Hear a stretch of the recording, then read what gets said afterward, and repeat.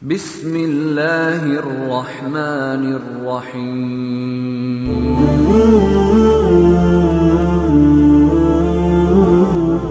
Ma'asyiral muslimin rahimakumullah.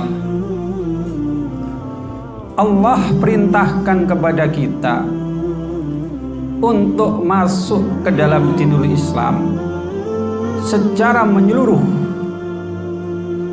meliputi kepada semua ajaran-ajarannya, semua hukum-hukumnya, semua syariahnya. Tidak diperbolehkan bagi kita untuk mengingkari, untuk menolak, dan untuk mengkufuri terhadap satu bagian dari ajaran Islam tersebut. Karena semua ajaran Islam, mulai dari yang besar hingga yang kecil, itu berasal dari Allah. Yang tidak layak kita ingkari apa yang berasal dari Allah tersebut. Maka Allah katakan, ya ayyuhalladzina amanu dakhulu fis-silmi kafah. Wahai orang-orang yang beriman, masuklah kalian ke dalam Islam secara kafah, secara menyeluruh, pada semua hukum-hukumnya, semua syariahnya, semua ajarannya. Maka barang siapa yang menolak sedikit atau sebagian dari ajaran Islam, walaupun itu dianggap ajaran-ajaran yang tidak penting atau ajaran-ajaran dianggap furu'iyah, maka ini tidaklah dibenarkan. Maka Allah katakan, afatu'minuna bi ba'dil kitabi wa takfuruna bi ba'd. Fama jazaa'u may yaf'alu dzalika minkum illa khizyun fil hayatid dunya wa yaumal qiyamati yuradduna ila asyaddil adzab. Maka apakah kalian beriman dengan sebagian dari kitab, kemudian kalian kafir kepada sebagian yang lain? Maka tidak ada balasan bagi orang yang berbuat semacam itu, kecuali dia akan mendapatkan kehinaan di dalam kehidupan dunia, dan di dalam kehidupan akhirat maka dia akan dikembalikan kepada seburuk-buruknya siksaan, seberat-beratnya hukuman. Maka untuk itu, ma'asyiral muslimin rahimakumullah, ajaran Islam yang telah turun kepada kita ini menjadi sebuah kewajiban bagi kita untuk menjalankannya, menjadi sebuah kewajiban bagi kita untuk melaksanakannya, menjadi kewajiban bagi kita untuk menegakkannya, dengan tidak boleh memilih-milih. Satu ajaran kita imani, ajaran lain kita tolak. Satu syariat kita yakini, syariat lain kita abaikan. Keseluruhan dari ajaran Islam, mulai dari permasalahan akidah, permasalahan ibadah, permasalahan akhlak, permasalahan hukum, permasalahan ekonomi, permasalahan semuanya yang ada dalam kehidupan kita ini berasal dari zat yang sama, Allah Ta'ala. Maka tidak layak bagi kita untuk mengingkarinya, tidak layak bagi kita untuk mengkufurinya. Mungkin di antara kita ada yang bertanya, bagaimana mungkin kita jalankan ajaran Islam itu, sementara ajaran Islam itu meliputi kepada seluruh kehidupan manusia, sementara ajaran Islam itu luas sekali jangkauannya? Maka dengan kebijakan Allah Ta'ala, sebagaimana kita lihat pada awal-awal diturunkannya wahyu, maka wahyu tersebut tidak turun sekaligus dalam bentuk yang sempurna seperti yang kita lihat saat ini, tetapi wahyu itu turun secara bertahap, dan tahapan-tahapan itu memungkinkan mereka untuk menjalankan seluruh ajaran-ajaran tersebut dengan sempurna. Dan ini yang harus kita contoh, dan ini yang harus kita tiru, di mana itulah yang terjadi pada generasi pertama dari umat muslimin yang benar-benar berada di dalam keteguhan iman, benar-benar di dalam kesungguh-sungguhan di dalam menjalankan din, benar-benar berada di dalam puncak dari kejayaan umat ini. Ma'syiral muslimin rahimakumullah, apa yang diajarkan Rasulullah SAW kepada mereka yang secara bertahap tersebut? Yang pertama, beliau ajarkan kepada mereka tentang akidah, tentang iman, tentang keyakinan, tentang ideologi, yaitu ideologi tauhid yang tersimbolkan pada dua kalimat syahadat, sebuah persaksian bahwa tidak ada yang berhak untuk diibadahi kecuali hanyalah Allah, dan Muhammad sesungguhnya adalah Rasul Allah yang membawa ajaran kepada mereka, yang mana ajarannya itu wajib untuk dijalankan dan dilarang untuk mengikuti ajaran-ajaran lain. Maka kalimat itu cukup sederhana, la ilaha illallah Muhammad Rasulullah. Simbol dari Islam secara menyeluruh ada di situ. Keyakinan bahwa tidak ada ilah kecuali hanya Allah, dan keyakinan bahwa Muhammad adalah satu-satunya yang diutus oleh Allah membawa ajaran dari langit, yang tidak boleh kita mengambil ajaran selain dari ajaran beliau. Maka dengan kalimat syahadat inilah keislaman para sahabat-sahabat dibuktikan. Mereka rela untuk berpisah dengan apapun yang selama ini mereka geluti, entah itu keluarga, entah itu harta, entah itu tanah air dan yang lain-lain. Karena konsekuensi dari la ilaha illallah ini, mereka akan bermusuhan dengan orang-orang Quraisy. Dan Rasulullah SAW bersungguh-sungguh mengajarkan kalimat la ilaha illallah. Beliau katakan, qulu la ilaha illallah tuflihu. Ucapkan oleh kalian la ilaha illallah, pasti kalian akan menang. Bahkan tergambarkan bagaimana ajaran beliau kepada pamannya sendiri ketika pamannya berada di dalam keadaan detik-detik kematiannya.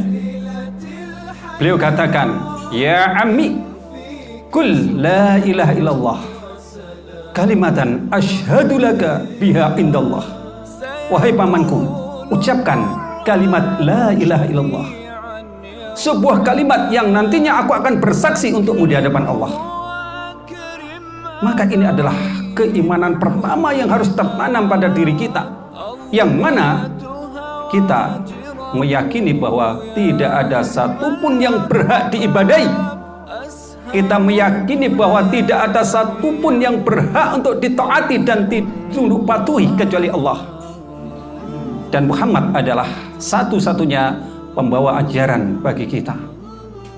Maka barang siapa yang menolak mengucapkan kalimat syahadat, barang siapa yang menolak untuk mengucapkan kalimat tauhid tersebut, maka sesungguhnya mereka bukanlah orang-orang yang beriman.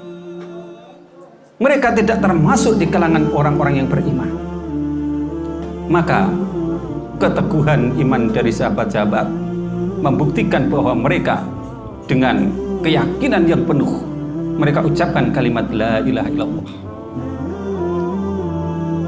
Yang kedua, kemudian Allah turunkan ajaran berikutnya, yaitu sholat.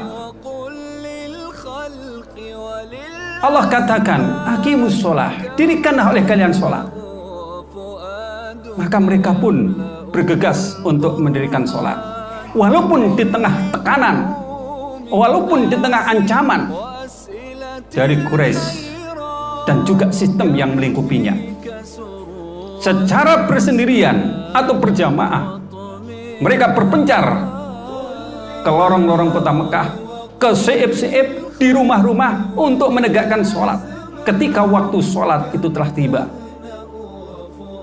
Maka Rasulullah SAW katakan, inna bainar razuli wa bainal syirki wal kufri tarkus sholah. Sesungguhnya antara seseorang dengan kesyirikan dan kekafiran itu adalah meninggalkan sholat. Faman tarokaha faqad kafar. Maka barang siapa yang meninggalkannya, maka sungguh dia telah kafir. maka mereka pun tegakkan sholat. Mereka tidak mempedulikan terhadap ancaman. Mereka tidak mempedulikan terhadap intimidasi yang dilakukan orang-orang Quraisy terhadap mereka, yang dilakukan oleh sistem Quraisy terhadap mereka. Maka barang siapa yang telah bersyahadat namun mereka menolak untuk mendirikan sholat, maka tidak ada gunanya syahadatnya, tidak bermanfaat apapun syahadatnya. Maka itulah mereka bersungguh-sungguh di dalam menegakkan sholat tersebut, walaupun akhirnya Allah menurunkan perintah yang sangat berat tentang sholat itu, yaitu qiyamul lail. Maka mereka pun tetap dengan teguh menjalankannya. Kemudian yang ketiga, Allah perintahkan kepada mereka untuk berhijrah menuju sebuah negeri yang jauh dari mereka, yang di sana mereka tidak mendapatkan janji dunia, tidak mendapatkan janji pekerjaan, tidak mendapatkan janji kedudukan, tidak mendapatkan janji kemenangan pula.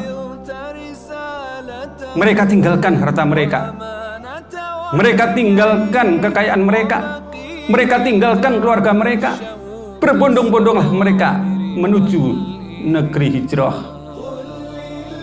Di tengah ancaman, di tengah intimidasi dari orang-orang Quraisy dan juga sistem yang melingkupinya, mereka tidak pedulikan. Maka mereka laksanakan hijrah di jalan Allah tersebut. Innalladzina amanu walladzina hajaru, sesungguhnya orang-orang beriman dan orang-orang berhijrah, wajahadu fisabilillahi, dan orang-orang berjihad di jalan Allah, maka ulaika yarjuna rahmatallah, mereka lah orang-orang yang mengharapkan rahmat Allah. Maka mereka pun berhijrah. Maka barang siapa yang telah mengucapkan syahadat, telah mendirikan sholat, tetapi menolak hijrah, maka sesungguhnya tidak ada guna, tidak ada manfaat baginya syahadatnya maupun sholatnya. Maka mereka pun melaksanakan hijrah di jalan Allah, dan keimanan mereka terbukti. Kemudian yang keempat, Allah turunkan kepada mereka perintah untuk berperang. Wajahadu bi amwalikum wa anfusikum, dan berjihadlah kalian dengan harta kalian dan juga dengan jiwa kalian. Maka mereka pun mengangkat senjata, memerangi orang-orang yang dulu telah mengusir mereka dari negeri mereka, dari kampung halaman mereka. Dan mereka itu terdiri atas bangsa mereka sendiri, saudara mereka sendiri, kadang-kadang bapak mereka sendiri, kadang-kadang anak mereka sendiri, saudara-saudara mereka sendiri. Tetapi mereka tidak ragu untuk melaksanakan konsekuensi dari keimanan tersebut, yang memerintahkan kepada mereka untuk berjihad di jalannya. Sebagaimana yang Allah katakan, innalladzina amanu walladzina hajaru wajahadu fisabilillahi ulaika yarjuna rahmatallah. Sesungguhnya orang-orang yang beriman, orang-orang yang berhijrah, dan orang-orang yang berjihad di jalannya, maka merekalah orang-orang yang mengharapkan rahmat Allah. Dan mereka harapkan rahmat Allah tersebut, mereka laksanakan jihad di jalannya untuk memerangi kepada bapak-bapak mereka, anak-anak mereka, saudara-saudara mereka.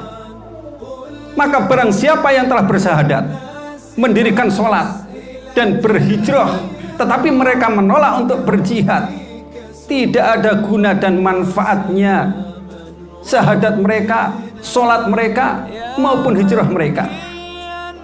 Maka mereka pun laksanakan jihad di jalannya, memerangi orang-orang yang memerangi agama Allah, memerangi orang-orang yang menolak kebenaran, memerangi orang-orang yang berbuat zalim kepada sama manusia. Jihad mereka kumandangkan.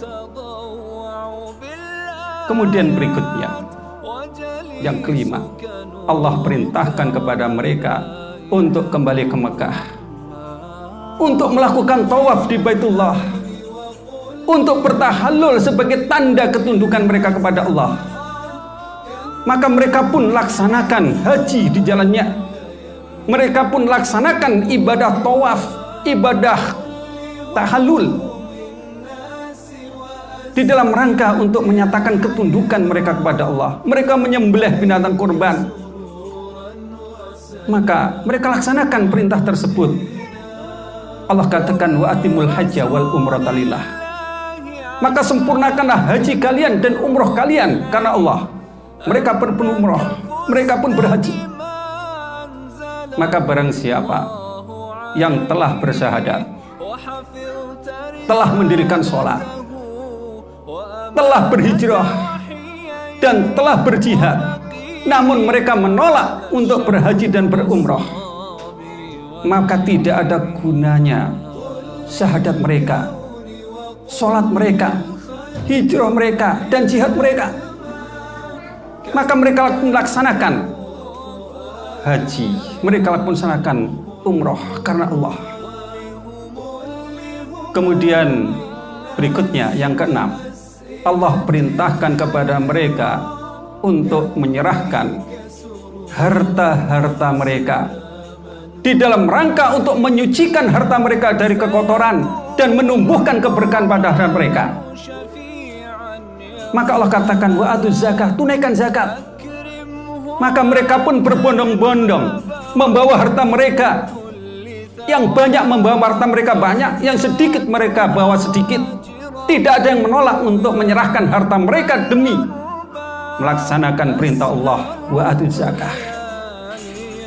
Dan mereka sungguh-sungguh untuk melaksanakan perintah zakat tersebut. Mereka tidak tolak perintah tersebut. Sebagian yang kaya, mereka bawa harta banyak diserahkan di jalan Allah. Yang miskin, mereka bawa sedikit harta untuk diserahkan di jalan Allah.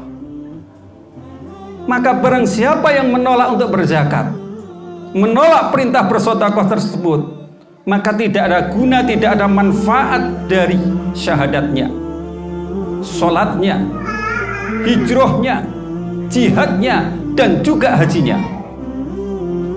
Maka mereka laksanakanlah perintah untuk berzakat di jalan Allah tersebut, baik itu yang bersifat wajib maupun yang bersifat sunnah. Maka dengan demikian seluruh ajaran Islam yang Allah perintahkan kepada mereka, mereka laksanakan. Tidak ada satupun yang mereka ingkari. Sehingga setelah itu ketika Allah katakan al-yauma akmaltu lakum dinakum wa atmamtu alaikum nikmati wa raditu lakumul islam madinah. Pada hari ini telah kusempurnakan bagi kalian din kalian, telah kucukupkan nikmatku atas kalian, telah kuridhoi Islam sebagai din dari kalian. Maka akhirnya Islam benar-benar terrealisasi di dalam kehidupan mereka. Islam terwujud dalam kehidupan mereka. Tidak ada ajaran yang mereka ingkari, tidak ada ajaran yang mereka tolak, tidak ada ajaran yang mereka kufuri. Dan ini merupakan sebuah contoh bagi kita di dalam menjalankan din ini.